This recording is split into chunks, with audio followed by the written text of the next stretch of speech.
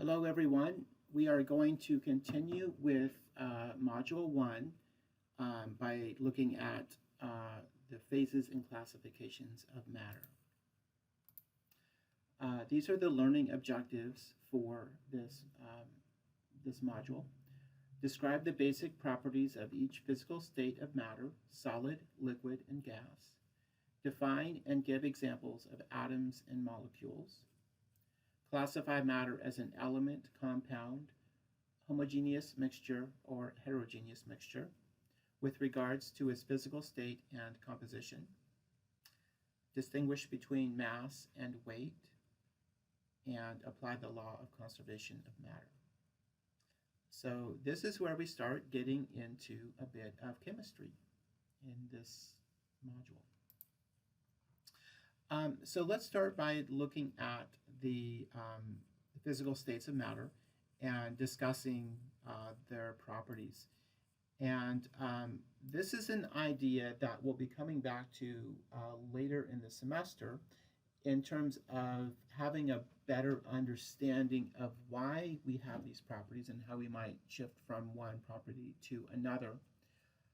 But we can have a basic understanding of these ideas right now. In fact, this is a fairly intuitive concept that I think a lot of people understand even without taking a chemistry course. And that is the three most common forms of matter are solid, liquid, and gas. And how we distinguish between those is based on a few properties. We can start with the solid and say that something is a solid if it has a fixed shape and volume. So we're showing a solid here in this container, and you'll notice that the solid in this case is a cubical shape. We could have solids of other shapes, but the container itself is not changing the shape of the substance or its volume, so that's a solid. Something that is a liquid, so this is the next phase of matter, will take the shape of the container and has a fixed volume. We're also saying here that it forms a horizontal surface, and that's pretty much true. We'll talk in lab about how it's, we're making some assumptions there, but we're not really going to get too much into, boundary cases between solids and liquids in this course, unless it's with one of your presentations later. And then finally, we have the gas. The gas does not have a fixed shape or a fixed volume. It will expand to fill the container that it's in. Okay, so these are the most common states of matter, and the ones we'll be focusing on in this course. Of course, there are other possibilities out there like plasmas, gels, things like that. And we might talk about some kind of boundary cases a bit later, but to start out with, we want to have a pretty distinctive definition of these three physical states as being our baseline. Here we're showing an example of a plasma. So it's something some students are often interested in, and again, we're not going to get into that, but you can do some additional research on that if you are interested in that a bit more. The next thing we'll talk about is the conservation of matter. So the law of conservation of matter basically states that there is no detectable change in the quantity of matter present based on a chemical change or changes among the physical states that we've talked about. Okay, so mass is conserved. Mass doesn't change. The amount of stuff that you have is the same regardless of whatever physical or chemical changes are going on. And we'll talk a bit about what physical and chemical changes are a little bit later. Here we're showing a couple of examples of that. So we have in the production of beer, we have a sugar and I guess what's called a pre-beer, so the thing that they use to make it. And in the process of that reaction, there's some carbonation that occurs. you form some ethanol, and so you have a chemical change, but the amount of material within that bottle is the same before and after that change. And then in the batteries of your car, there's a chemical change that goes on there. This is a change we'll talk about in more detail if you go on to the second semester. And again, in that reaction, there is no change in the amount of stuff that's present. The mass remains the same from one to the other. So when I say mass, mass is the amount of stuff that we have, how much we have available. When we measure this, we often measure it as a weight. Weight and mass are not technically the same. As long as we're on Earth, they are essentially correlated to each other, so that we can often treat them as being similar. So when we weigh things in the lab, we're interested in the mass, and it's a technicality that becomes more important. In a physics course, we don't get into that distinction too much in chemistry, but it does mention that in your textbook a little bit. So the law of conservation of matter is a very important concept that will be central to a lot of ideas in this chapter, and here we're seeing a couple of examples of how that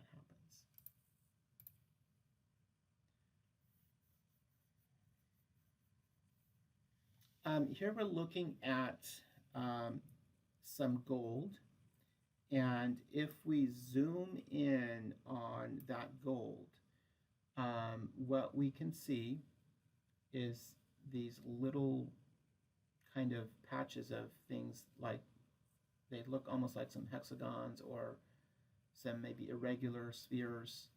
Not irregular, they're all pretty much the same size, but you can kind of see a gradient there. This was first done, this kind of observation with a scanning tunneling microscope was done within, I believe, the last 60 years, so fairly recent in the scope of the history of chemistry. And what this was showing when they did this, when they made this observation, was the existence of atoms. Now, atoms, as we'll see in the next chapter in Module 2, there was a lot of evidence for atoms before this happened. So we essentially believe they were true even without having seen this kind of a picture. There was plenty of evidence, and we'll talk about that in the next chapter. But the idea here is that things are made up of these tiny particles that we call atoms.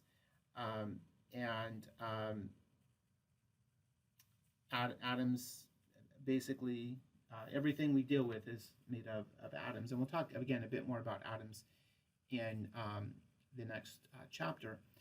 But they are exceedingly small and much smaller than we can really imagine. And they are, however, a way that we can understand the way that matter exists and matter behaves.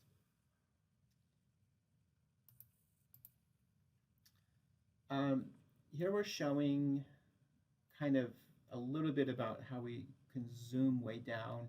So we're showing a cotton ball, a fiber within the cotton ball, and then using an electron microscope, we can zoom in on kind of this. So what is the fiber? What does it actually look like? And it's actually not one thing. It's things on top of each other. And then we can look down to what we call the molecular level, and we see, okay, this is actually what's going on with the pieces that make it up.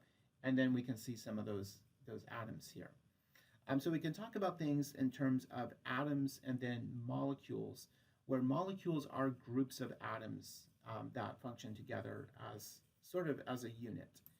And these are actually very large molecules. These are much larger. Even this is much larger than we'll typically focus on for this course. But it gives you a sense of scale in terms of getting from macroscopic level, macroscopic again being what we deal with, down to the level of the particles themselves. And part of the utility of this concept is it does a lot to explain things that might otherwise be difficult to understand. Here we're showing some atoms and some molecules. So the atoms, again, we're using essentially the spherical shape to represent a single atom, and we see them showing up in each of these substances. And then the molecule is the group of atoms that are connected together. So we're showing that by showing kind of these spheres sort of overlapping. When that happens, that's where we have molecules. So here we're showing 3 different molecules. So 3 groups where we have those spheres overlapping. Again, 3 here. Here we have 1 that's larger. Here we have 1 that's even larger. And, here, I guess if we count this one, we have 3 again. Only 1, only 1. So we can have lots of atoms and maybe fewer molecules in some cases. So if we count here, so here, the formulas here, and we'll talk about the formulas here momentarily, we can count and we would see we have 8 of them here, 8 atoms. Here we have 6 atoms, but we have 3 molecules here, 1 molecule here. Here we have, I'm not going to count all of these, but here we have even more, but only 1 molecule. So the atoms are the individual things, and then the molecules are how they group together. Now, molecules are not the only way that happens, but they are one of the more common ways that happens. So I want to talk a little bit about this way that we're representing what's going on. So we are looking at what are called the formulas for these molecules. And the formula is showing which atom you have and how many. So you have hydrogen, and there are 2 of them. Now, do you have to memorize that we're using white to show hydrogen? You don't have to memorize that, but that will often be the case. Similar for oxygen. Here we have phosphorus, and we have 4 of them. Okay. So for with 8, we talked about a bit already. Here we have molecules that are made of more than 1 type of atom. So 2 hydrogens, and then 1 oxygen. Again, you don't have to memorize kind of the shapes or the arrangements of these right now. That's something we'll get into much more detail on in a later module.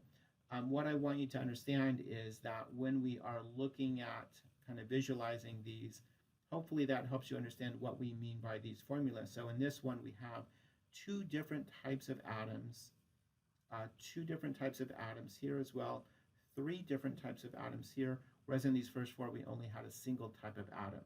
And there's a distinction between this category and this category that we'll be talking about shortly.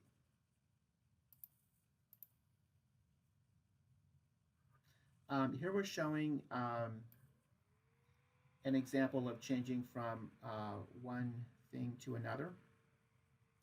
And this is something, again, we'll talk about in more detail, this kind of a change. But what I want to focus on is we're starting with something called mercury 2 oxide, which is a mixture. I shouldn't say mixture. It's a kind of like a molecule in that you have 2 different types of atoms together. It's technically not a molecule, and we'll talk about what it is a bit later. But when you heat it, you end up with basically individual atoms. So you end up with mercury, so that's one thing, and oxygen gas. We're not seeing that, but it's invisible here, as another thing. So there's a change going on here. And when we have these things, as we saw in the previous slide, where you have more than 1 type of atom present, those are called compounds. So this is a compound. We start with a compound. Compound, think of more than 1 type of atom present in the compound. And then when we end up, we only have the 1 individual, basically different types of atoms. So we have another name for that. So that is, we have elements. So we have compound over here, we have elements over here. I'm going to actually go back to the previous slide. And we can say the same thing here. We have these three are compounds because they have more than one type present. And then these four are elements. They only have, in each case, you only have one type present. So that's the distinction between them. So all of these are molecules. All of them are molecules because they are groups of atoms.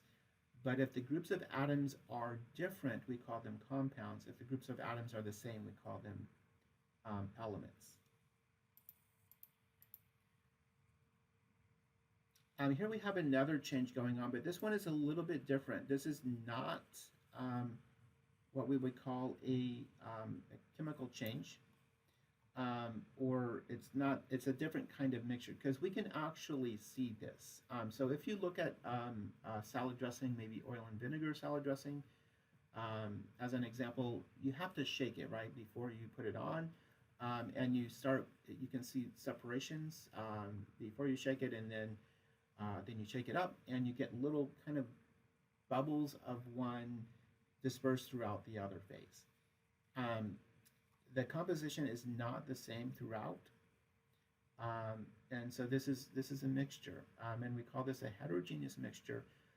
And what that means is that we're able to see the different parts of it, so we can physically see how there are differences there. Another type of mixture is what we call a homogeneous mixture.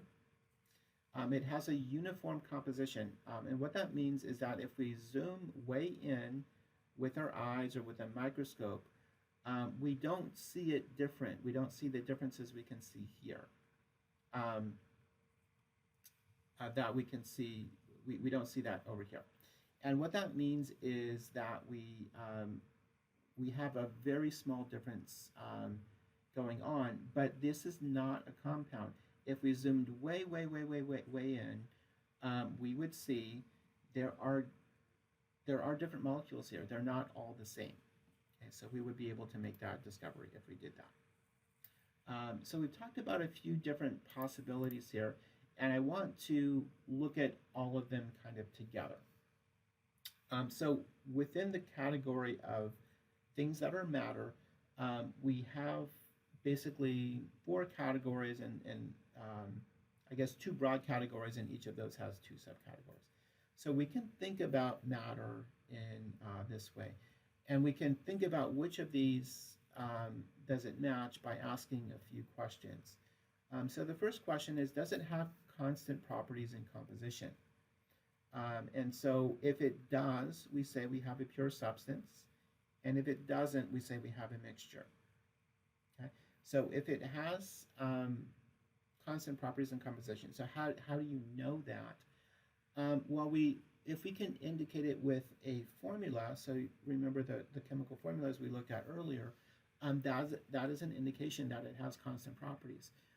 If you write H2O, you're saying within that substance, you have 2 hydrogens for every oxygen, and you don't have anything other than that. So that is a pure substance. That is not a mixture of different things. Whereas if we can't do that, then we have a mixture. So an example of that would be that sports drink we saw, because if you look on the container of a sports drink, you have various ingredients.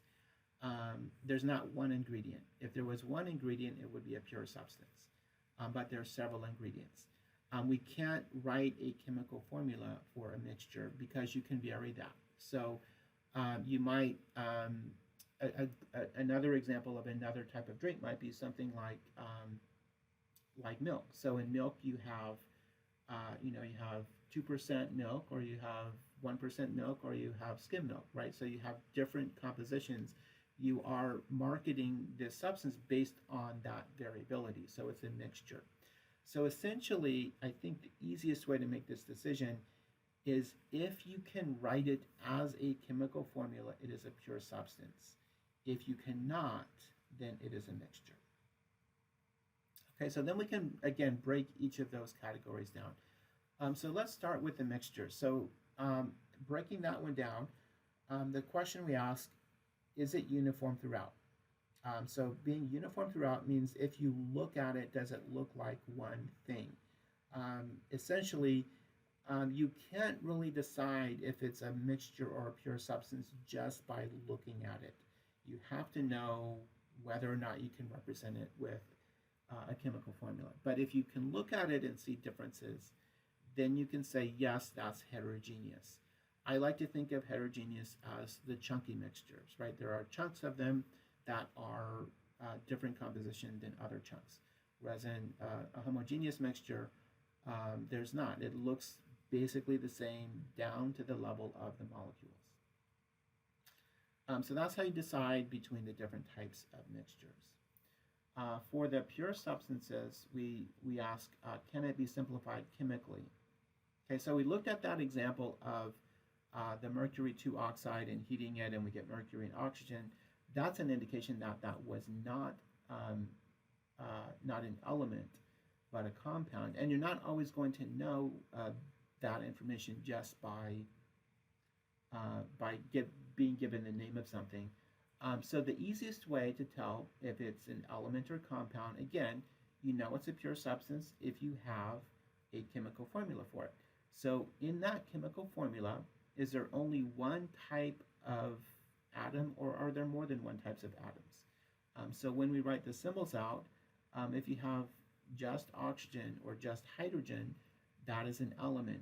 If you have hydrogen and oxygen, that is a compound. So looking at the chemical formula is the best way to decide if something is both a pure substance and then from there either an element or compound. I say looking at the chemical formula. Also, if you look at the name and see if the name is the name of an element or compound, you can make that decision by seeing if that name is on the periodic table of elements. If it is, then you have an element. If it has two names, then that would be a compound. So something that is, say, calcium oxide. Well, that's two different things, right? So that's would be an element, as opposed to, calcium oxide would be a compound, whereas calcium would be an element, oxygen would be an element. So I want to sort of end by going back to where we left off at the end last time, which is looking at this idea of water and how it can exist in a few different ways and how we can understand it differently. So we have, in this picture, we can sort of look at the macroscopic, right? So you can see, okay, I can physically see that this is a solid, that this is a liquid, that we have a gas up here. And at the molecular level, we understand that we have these molecules, and now what we can say is, okay, within these molecules, we have different types of atoms, okay? So this is a compound. And regardless of whether it's a gas, a liquid, or a solid, it's still the same compound. It's still going to be water. And we can see here, okay, that's clearly one molecule. Here we can see, okay, those molecules are really close together, but they're not kind of set in place. And then here we see, they are kind of set in place, and you might not know just by looking at this that this is the formula, right? Because of the way they're all kind of connected together. So here we're kind of saying, okay, yes, we still want to understand the three levels in terms of understanding macroscopic, molecular, and symbolic, but then also understanding, well, what kind of thing? So in this case, water is a molecule. So that is the end for this section. We'll continue with the next section in the next video.